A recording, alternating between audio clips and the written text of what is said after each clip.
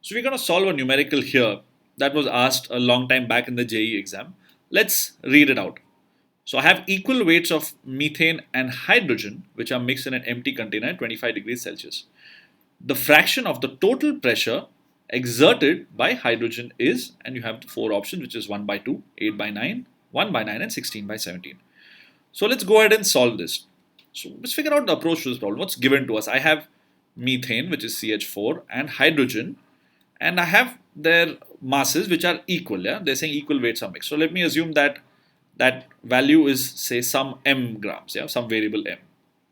And what you're asked to find out is the fraction of the total pressure exerted by hydrogen. So if I assume that the partial pressure of hydrogen is small p and the total pressure is capital P, then we're asked to find this particular fraction. Yeah? That's what is being asked of us. Now, if I say I'm talking about partial pressure, right? What does that remind you of? Dalton's law, right? That's the first thing that comes to mind. What is Dalton's law? In layman's terms, it's simply, if you have a mixture of many ideal gases, then the sum of their partial pressures, which is, say I have like a lot of gases up to n, and I have each of their partial pressures to be equal to P1, P2, and so on to Pn, then the sum of their partial pressures is equal to the total pressure P, right? This is what you already know. And also, what exactly is this partial pressure? Partial pressure is simply equal to a constant times the total pressure P. Now, this constant here, is the mole fraction. And what is the mole fraction? Simply the mole of the species in question divided by the total moles. Yeah, so in this case, it's the moles of hydrogen divided by the total moles in the system. So far, so good. So what do we do here? What is the point of everything I've written till now? I had to find P by P and I've gone on to mole fraction.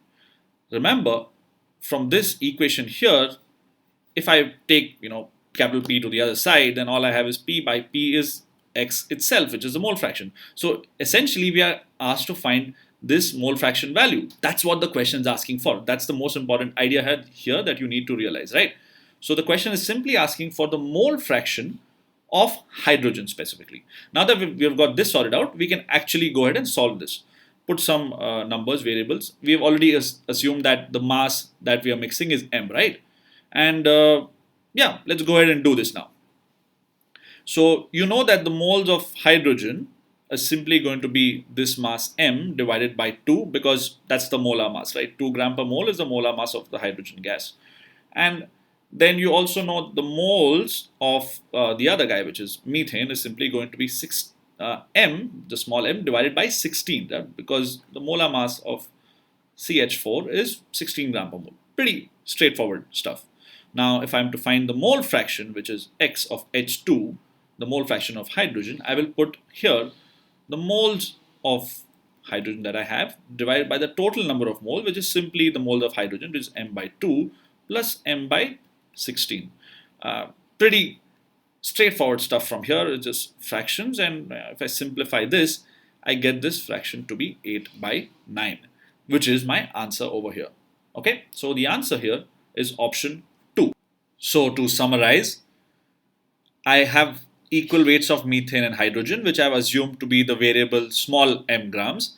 They're mixed in an empty container, and we're asked to find out the fraction of the total pressure exerted by hydrogen. We figured that that would simply be equal to this value here, small p being the partial pressure, divided by capital P being the total pressure. We then used the idea of Dalton's law and said that, hey, that small p by capital P is simply this value, small x, which is the mole fraction. And from there, we did some fairly basic calculations to find out the moles of hydrogen, the moles of methane, and then figured out the answer, which is the mole fraction 8 by 9. Important idea being, use variables, don't use numbers. This variable m has made life easier. If you use number like 100 or 1000, you would have some more unnecessary calculations. I hope you enjoyed this.